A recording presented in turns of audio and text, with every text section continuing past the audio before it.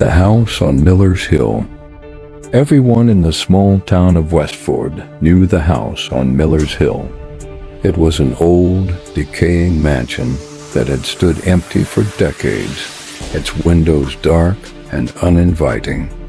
The locals whispered that the house was cursed, haunted by something much darker than just the remnants of an abandoned home. But no one could say for sure, because no one had ever dared to go inside.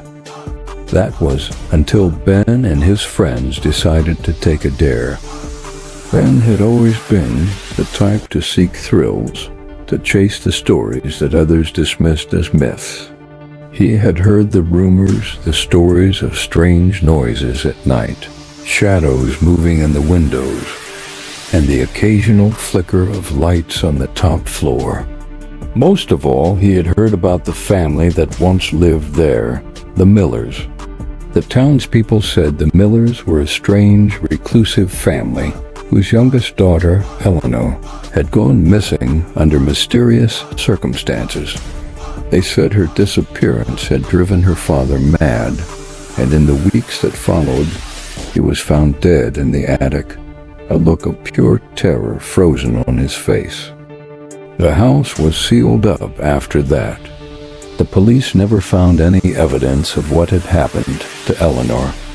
Some said she'd run away, but others whispered darker theories. Whatever the truth, the house remained untouched, a grim reminder of something terrible that had happened there. One late summer evening, Ben, his best friend Mike, and a couple of other guys from town stood at the bottom of Miller's Hill, staring up at the looming structure. The moon was full, casting a pale light over the house that seemed to make it look even more menacing. "I say we go inside," Ben said, his voice steady but filled with excitement. "We'll prove the stories are just stories. Who's with me?"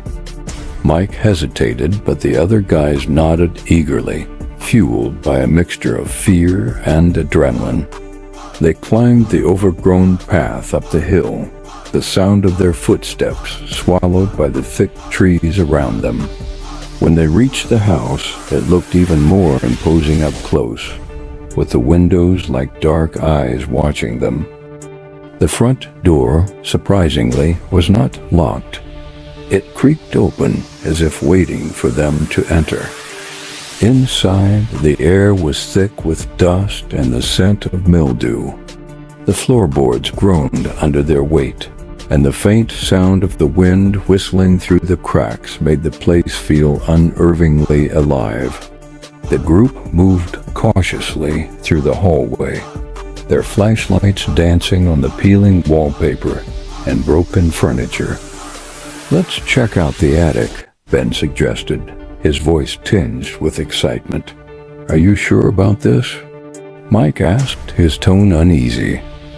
"Come on, it's just an old house," Ben said. "We're just looking around." They made their way up the narrow staircase, which seemed to protest every step they took. The air grew colder as they reached the top floor, and the attic door stood at the far end of the hallway, slightly ajar. As they approached, Ben's flashlight flickered, and the others stopped in their tracks. Mike gave him a nervous glance.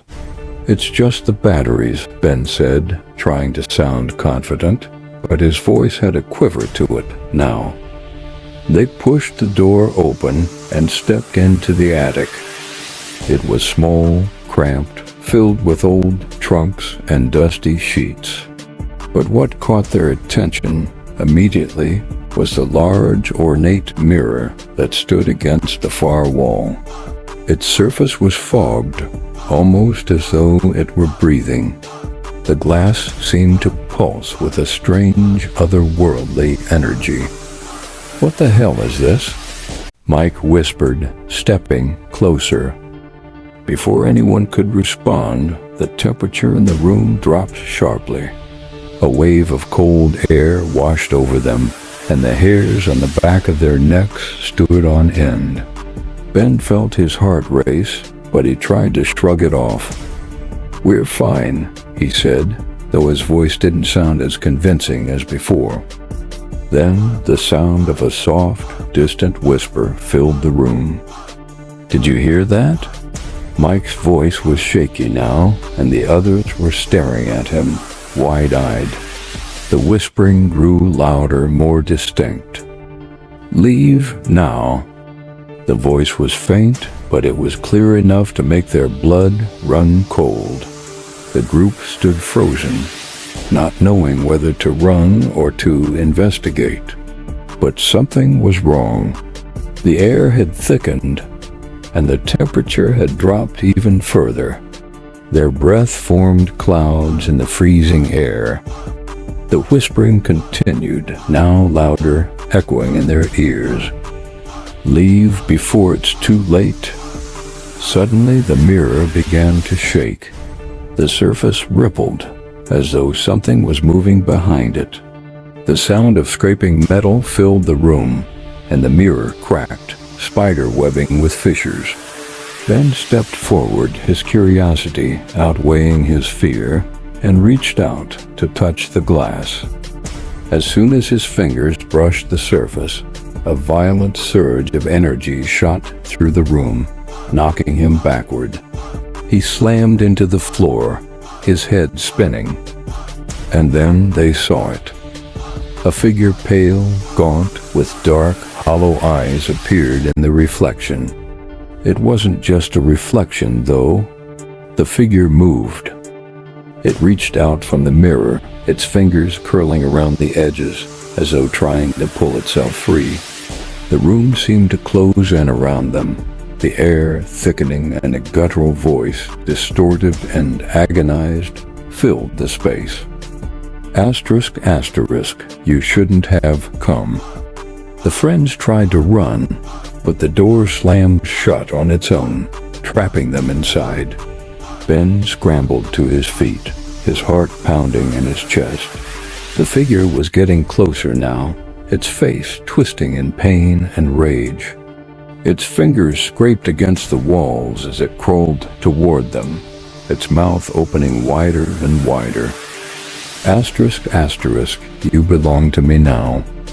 In a panic, Ben and Mike grabbed the door handle, yanking it as hard as they could, but it wouldn't budge. The others were screaming now, their faces pale with terror, as the room seemed to darken, the light from their flashlights flickering out one by one. And then, from the corner of the room, they heard a soft, childlike giggle. "Play with me."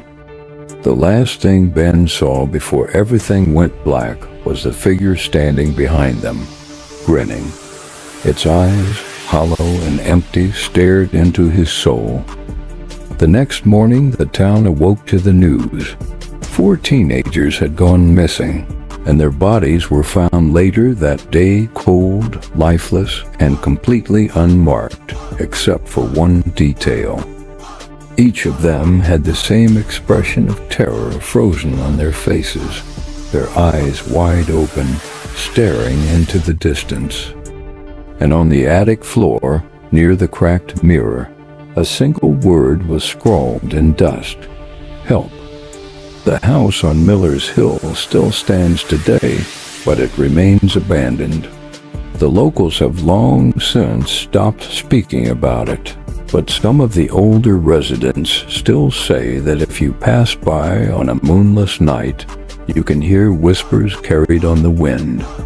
Whispers of those who went too far and never came back. And the reflection in the mirror? Well, they say it still waits for the next person foolish enough to look into it.